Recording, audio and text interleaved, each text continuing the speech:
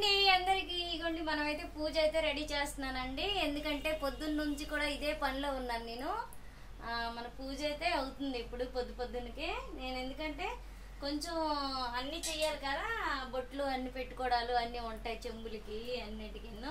చెంబుకి గంటకి ఎన్ని చెంబులు ఉన్నాయో అన్ని చెంబులకి బొట్లు పెడతాను. గంటకి ఆరతి ఇచ్చేదానికి అన్నిటికీ మనం అనమాట చందనం బొట్టు పెట్టుకొని దాని మీద అనమాట కుంకుమ బొట్టు పెట్టుకోవాలండి. పెట్టుకుంటే బాగుంటుంది. ఇందులో నేను చందనంలో జవ్వాది కలుపుతానండి. మీకు అంటే చెప్తున్నాను చూడండి. ఇగోండి చందనము, ఇగోండి ఈ చందనం వాడుతానండి. ఇగోండి జవ్వాదండి.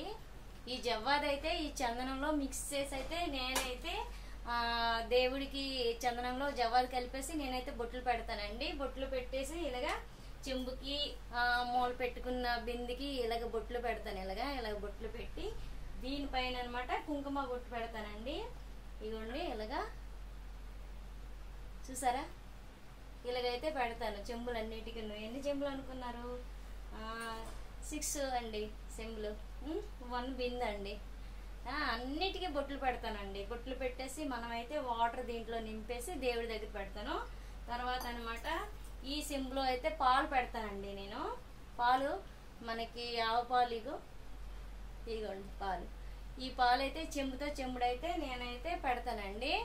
చాలా అంటే చాలా దేవుడికి ఇష్టం కదా పాలు, అందుకోసం అలా పెడతాను. ఓకేనా మరి బాయ్. మరి నేనైతే ఇక పూజకైతే ఇవన్నీ రెడీ చేస్తున్నానండి. బాయ్ అండి అందరికీ.